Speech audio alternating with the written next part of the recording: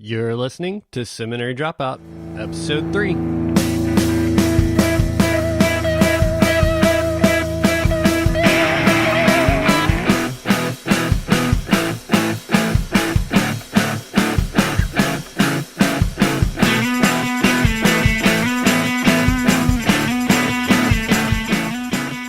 Welcome to Seminary Dropout, Episode 3.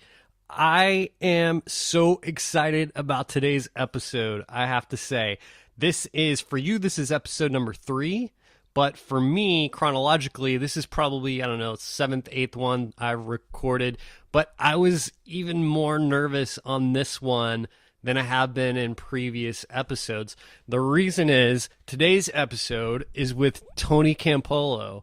If you don't know who Tony Campolo is, you are missing out. Tony is a professor emeritus at Eastern University. He's an author. He's a public speaker, a sociologist. The man is amazing. His knowledge is amazing. His love for Christ is amazing. And his love for the people of God is amazing. I've been a huge fan of his for so long.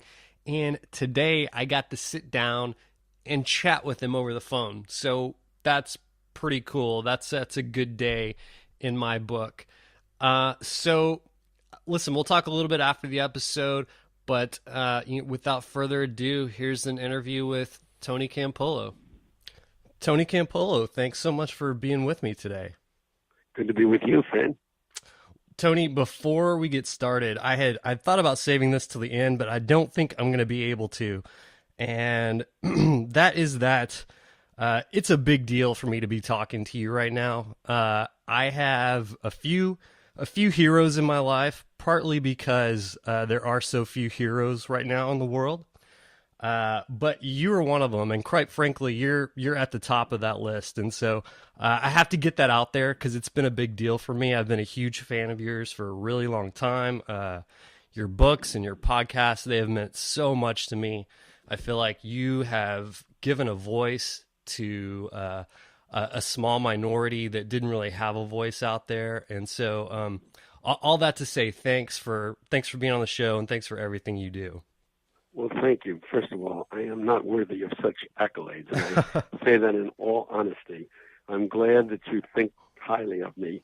I only hope and pray that I can live up to those high standards that you have established in your identifying me as a hero. I would like to be all that you say that I am, and I will strive my best to move in that direction. But thank you for your compliments. Okay, let's get on with the good stuff. All right, fair enough. Well, I wanted to talk about your book, obviously, but real quick, one of the things that you do on your podcast is comment on current events, and I always love to hear what you have to say about them. And I noticed on the last podcast of yours that I listened to, it was pre-election, and you didn't sound too hopeful about President Obama's chances of getting reelected. So post-election, what are your thoughts now? Well, of course, I think the fact that the election wasn't closer is a surprise to everyone. Yeah. That he won was something that many people greeted with a certain degree of enthusiasm. And I tend to be, on political issues, somewhat left of center, even as I am on theological and biblical issues, right of center. I'm conservative theologically and biblically, but I have a kind of liberal social vision, and people know that. So I was glad he got elected. But having said that, he concerns me because I don't know that he handles Washington very well. I don't know that he plays political processes very well. Mm-hmm. A good example, he's got a fight looming now on who will be the next Secretary of State after Hillary Clinton. Right. Yeah. And I feel like, given that we've got this fiscal cliff that could, in fact, drive the whole country into a depression and have ramifications around the world, you ought to be concentrating on that instead of creating a lot of hostility among Republicans, which I think this nominee is going to elicit. He actually said yesterday, if you're looking for a fight, I'm going to give it to you. Right. I Yeah. don't think that's a good way to function on Capitol Hill. I think the American people are looking for cooperation and conciliation. And I think to solve the fiscal problems that we have is crucial if he's going to have a successful term. I believe that he has good values. I believe he is trying to move the country in the right direction.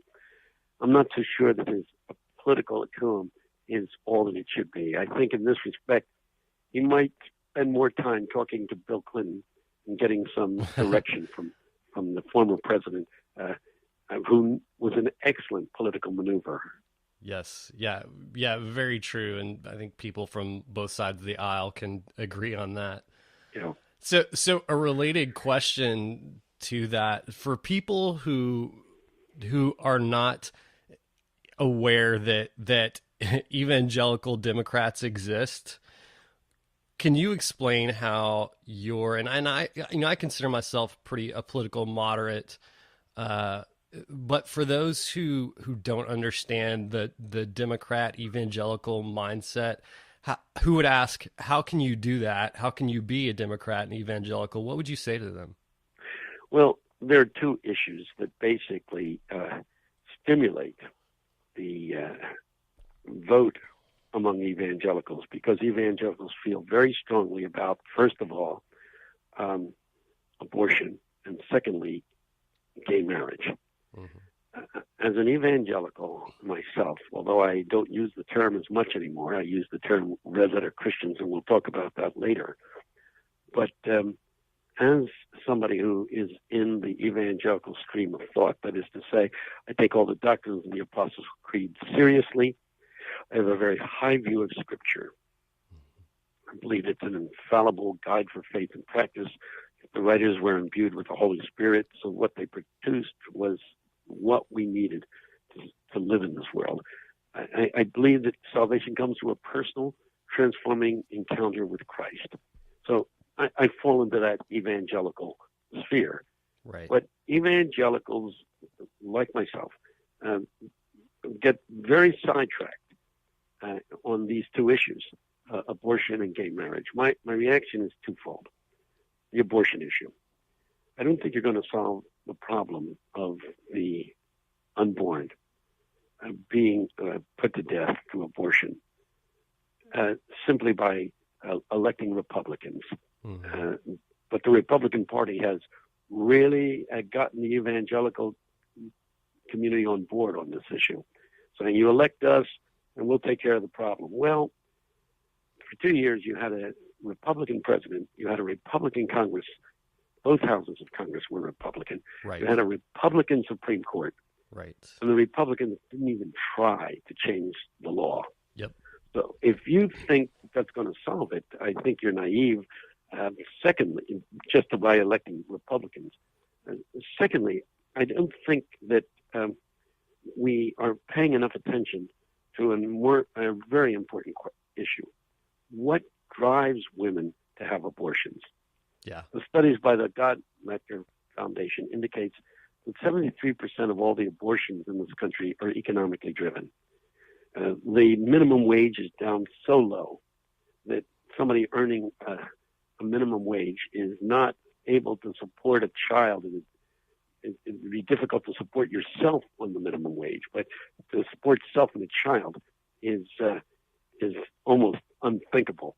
And so you have a society that, in fact, has deliberately kept the minimum wage down low, even as inflation has made the buying power of what little money comes through the minimum wage more and more difficult. I mean, what you can buy with your dollar is less and less and less.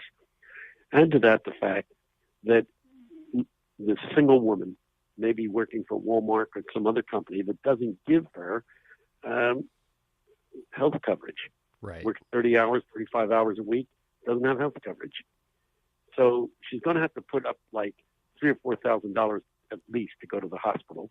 She has no prenatal care, no postnatal care. There's no nursery care for the child after the child is born. So if she has to go back to work, which she probably does, yeah. There's no provision for that. In addition to that, if she takes off a couple of weeks to have a baby, in most instances, she'll lose her job. Yeah. Given all those economic forces at work, it's easy to understand why a working poor woman would choose an abortion rather than, in fact, have the child, assuming that the person is not deeply committed to the Christian faith, Right. assuming that's the situation and has religious reasons for not having an abortion. Chances are the woman's going to have an abortion simply because economically she cannot do otherwise. Now the question is, do the Democrats or the Republicans best address this issue? Raising the minimum wage, providing universal health coverage, prenatal, postnatal care, day nursery, protecting the job when she's on leave to have the baby. Which party will best address the economic, social issues that, in fact, are driving women to have abortions? We can cut abortions in this country dramatically by addressing those issues. If we simply pass laws, we will only drive abortion underground with all the horrible ramifications of back alley abortions that could endanger people's lives. So that's the abortion issue. The gay marriage issue, likewise, needs to be looked at. I basically believe that the government should not support gay marriage, nor should it support heterosexual marriage. What the government should do is guarantee rights for couples who want to be legally connected. In Amsterdam, for instance, if you want to get married, you go down to the city hall and you and your partner register, whether you're a homosexual couple or a heterosexual couple. You register and you get legal rights for such connectedness. Then if you want to call it a marriage, you go to the church. The church should, in fact, decide who can get married and who cannot get married.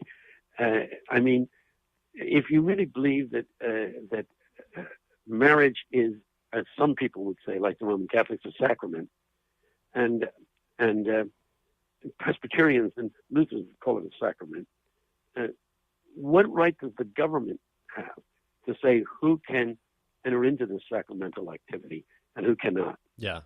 Marriage should be the prerogative of the church. And there are some churches that will marry gays, and there are some churches that won't marry gays. My wife and I differ on this issue. She goes to a church which would marry gays. I go to a church that would not marry gays. But I think it's up to the local church to decide who will be married and who will not be married. It's not up to the government to decide on marriage. It is the responsibility of the government to provide all rights to taxpayers. We live in a country that says there should be no taxation without representation. Mm-hmm. That's what created the American Revolution, and that's where I stand. If gay people are being taxed, they are entitled to the same legal rights as everybody else. If you don't want to tax them, fine. But if you say, if you're gay, you're not going to have the same rights as other people, then they don't pay taxes, in which case you would have the biggest coming out party that we've ever seen in America. Okay, that's my addressing on those two issues. And I think what has happened is that the Republican Party has very cleverly manipulated the evangelical mindset who feels strongly about these issues into saying, if you don't vote Republican, you're probably not a very good Christian. Yeah, I completely agree. And I, for a very long time, considered myself a Republican mostly for the life issues, but kind of woke up one day and realized that I kind of felt like I had just been bamboozled by the Republican Party because, as you said, control the White House for 8 years and, obviously years before that. And then, both branches of Congress. And then there's even in the Supreme Court, there's the conservatives have the majority there. And... Yeah, I think if there's anything that's messed up the country and that we Christians should be concerned about, it's that Supreme Court decision, Citizens United, which basically said there's no limit to what corporations can give to candidates. And there is no need for the candidates to report where their money comes from. Right. The result is that trillions of dollars now are being spent on campaigns by special interest groups, both on the left and on the right, labor unions on the one side, corporations on the other, are funding campaigns. Mm-hmm. I have suggested humorously that we ought to make congressmen and the president do what NASCAR drivers do. Wear the logos of their sponsors all over their suits. I like it. I think we ought to recognize that more than ever, the prediction of old Will Rogers is correct. Nobody should complain about the U.S. Congress. It's the best Congress that money can buy. When you have special interest groups pouring huge amounts of money into campaign chests, we can expect that the candidates, once elected, will be very, very conducive to the interest of those who have funded their elections. This has got to change. Let me just say the Democrats need to be criticized for all of their talk. In the end, I heard almost nothing in the campaign from President Obama about taking care of the poor. All he did was talk about the middle class, the middle class, right. The middle class, the middle class. The middle class has suffered, and there needs to be some restitution to the way in which the middle class has been ripped off. Having said that, the poor in this country are getting poorer. More and more people are falling below the poverty level. We now have 44 million children living below the poverty level. I didn't hear that being talked about during this election. Yeah.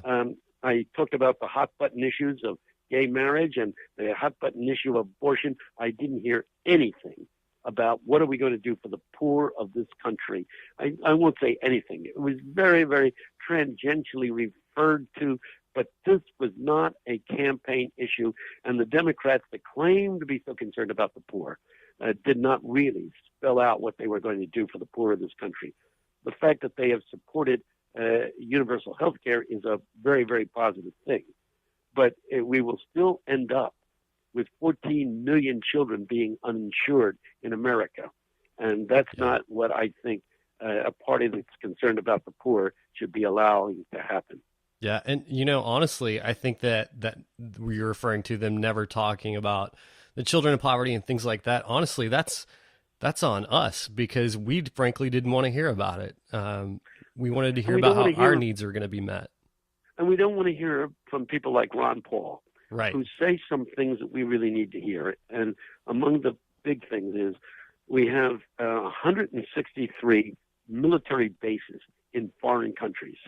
And Ron Paul says, if we're a country that's economically strapped, shouldn't we close down those bases?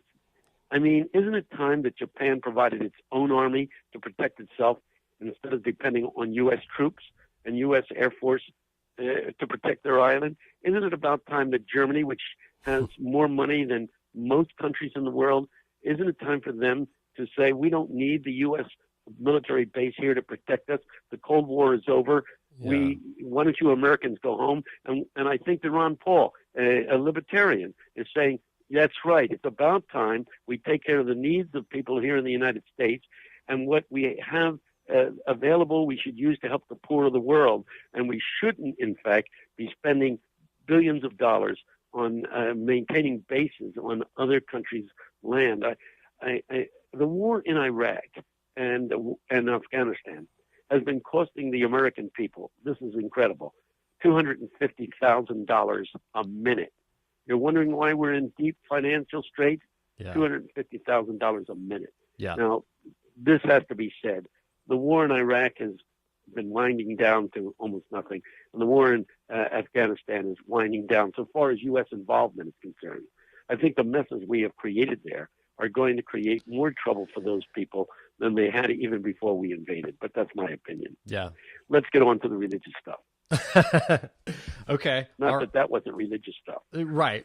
It's all spiritual. Yeah. I think when we pray the Lord's Prayer, we pray, thy kingdom come, thy will be done on earth as it is in heaven. That's right. And the question is, what is God's will as to how the richest country in the world should be spending its money? Should it be spending it on militarism, or should it be using it in more constructive ways? How should America behave on the world scene? Should we be a peacemaker or a war maker? This is a very serious question. And if people say, well, the way to make peace is to have a strong military. I have heard that over Mm-hmm. and over again. Mm-hmm. I contend that the way to have peace is to eliminate poverty, and we better get to work on that. Yeah. Yeah. You hear the stats that, America is the #1 spender on defense, and it eclipses like the next 5 countries in line together or something like that. If you put all the industrialized nations together, Yeah. the 20 and ended up what they're spending on military instruments, on war, on troops, etc., and that includes Red China and Russia, it would be approximately 1/3 of what the United States alone spends on militarism. We're spending obscenely amounts of money in maintaining military presence, and I'm not sure that it has made the world any safer. Yeah. The truth is, in spite of our huge military establishment, airplanes still flew into buildings in New York City. In spite of our huge military establishment, our soldiers are still getting hit by bombs that are almost handmade on the streets of Kabul and on the streets of other countries. I think the day when a huge military is a deterrent to those who would threaten us is over. In the era of terrorism, I think we've got to find other ways to end the violence that threatens us. Yeah. Well, and with all this talk about reducing the deficit, well, hey, that's a huge place to start right there. Yeah, of course. Well, but getting back to the issue of what we as individuals should be doing.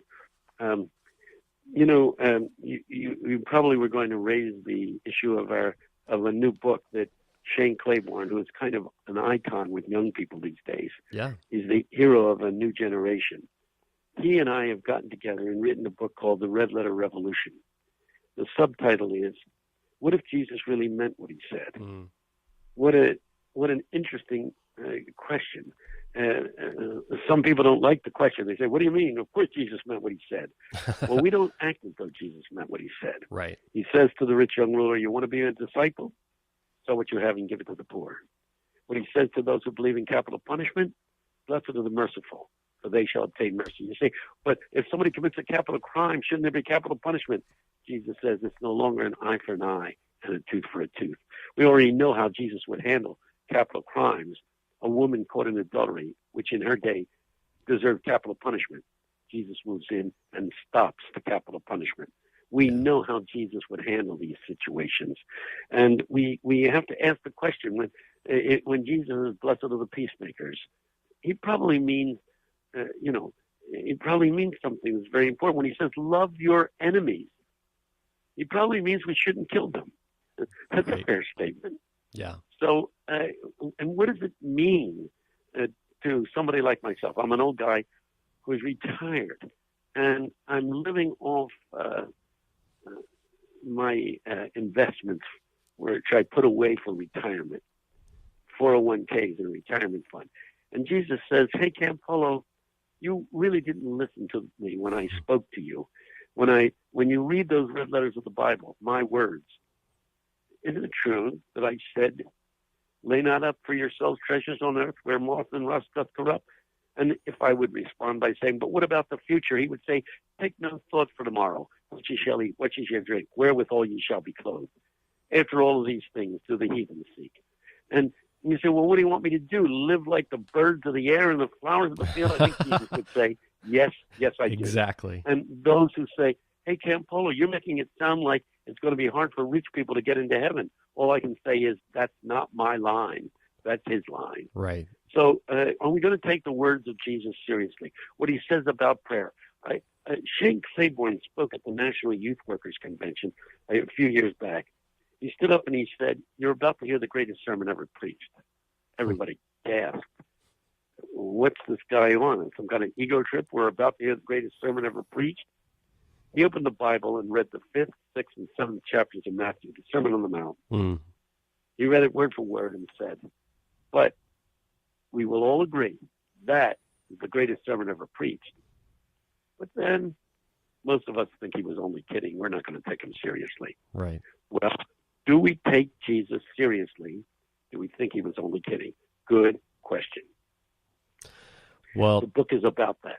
What would happen to our personal lives as well as our political lives if we took the teachings of Jesus seriously? It is such a wonderful book, and the other thing is it's so conversational because it literally is a conversation between you and Shane. Talking about all these things, talking about poverty and war and all kinds of stuff like that. How did you decide what was going to make it in the book? Did that come quite naturally? Well, here's what we did. We set a tape recorder down in the middle of a table, and for 3 days we talked to each other. And this was then transcribed, typed up. It came to about 650 pages. That was too long. So an editor helped to cut it down.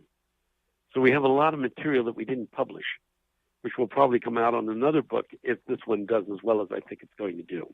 Yeah. And once again, the title of this book is The Red Letter Revolution.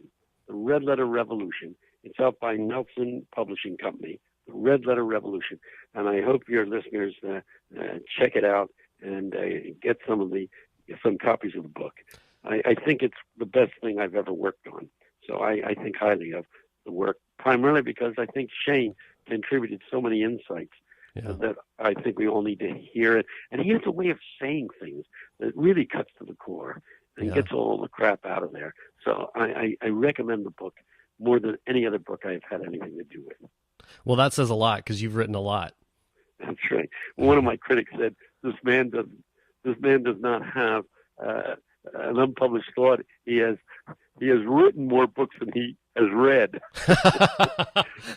Well, so, I have written a lot of books, but my books basically come out of my thinking, and I'm an old guy now. I'm 77 years old.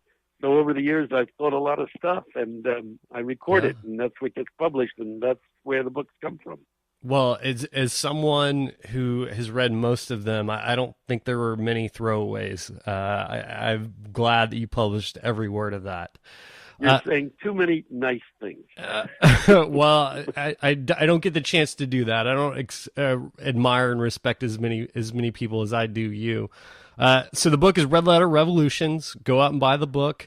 And you also, I have a question for you. Not many people here in the U.S. know about your podcast. You seem to emphasize your overseas listeners. Why is that?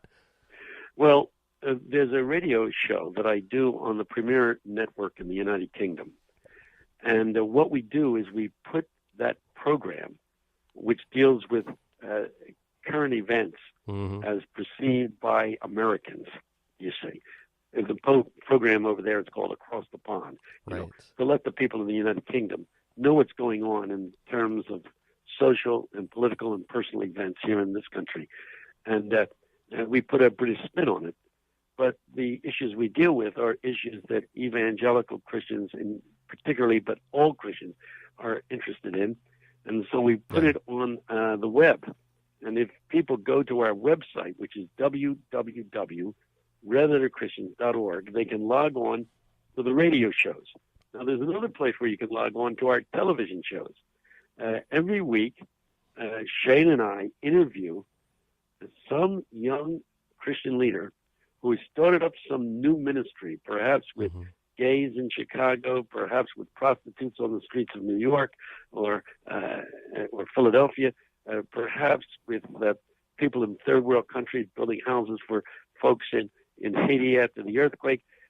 There are these incredibly wonderful young red letter Christians, as we call them, who have emerged on the scene and are doing wonderful, astounding work for those who are poor and oppressed. And we feature a different one of them every week and in a conversational style. That's the television show. Red Letter Christians is the name of the television show. Across the Pond is the name of the radio show. The radio show is on the internet. You can get it there, www.redletterchristians.org, and the same can be said about the television show. Okay, it's cutting edge stuff, and I hope that people check it out. And if they don't like what I have to say, it's meant to elicit responses. People can write to me and the website has the address, and I'll be glad to respond to any reactions that people let me know about. Well, wonderful. Well, you've said it all. Go to Tony's website, check out all that stuff, check out the podcast, the TV show. It's all just so great. So, Tony, I can't thank you enough. Thanks for being here today. I think I've taken up too much of your time, but hey, hang in there, friend. It's been wonderful. Blessings on you and the work that you're doing for the kingdom. Thank you so much. Bye-bye. Well, there you go. Isn't everything that guy says amazing? Maybe it's just me. I don't know. But I just thought that was great. I feel like I could have talked to him for hours. I couldn't be happier. Also, did you notice that he called me friend twice in that interview? At least twice. I counted twice. So what I'm hearing is that Tony Campolo and I are friends. Best friends, maybe. I don't know. I'm just going to put it out there. So anyways, this was the third episode, and I hope that you're liking them so far. Listen, I'm going to ask you to do a few things, and after this third episode, I promise I won't do it every time. But what I want to ask of you is if you love this episode or the podcast as a whole, if you go to iTunes, give me a 5-star rating, leave a review. I have a goal to be featured on iTunes in the new and noteworthy section, so more people can hear these the voices of these great Christian leaders, authors, bloggers, etc. I really want that. So if you would do that, I would be so thankful. Make sure to check out my website, shaneblackshear.com. And if you have some feedback specifically for this episode, leave it in the comments section, because this episode will be posted there in the blog like any other blog post. So if you have any feedback for this episode in particular, then I would love to hear it. Other than that, thanks a lot. And I will be posting another episode in 2 weeks, and that'll be the schedule every 2 weeks. For the launch, I posted 3 episodes at once, and then after this, it'll be every 2 weeks. There should be another episode. So I will see you guys in 2 weeks. Bye-bye.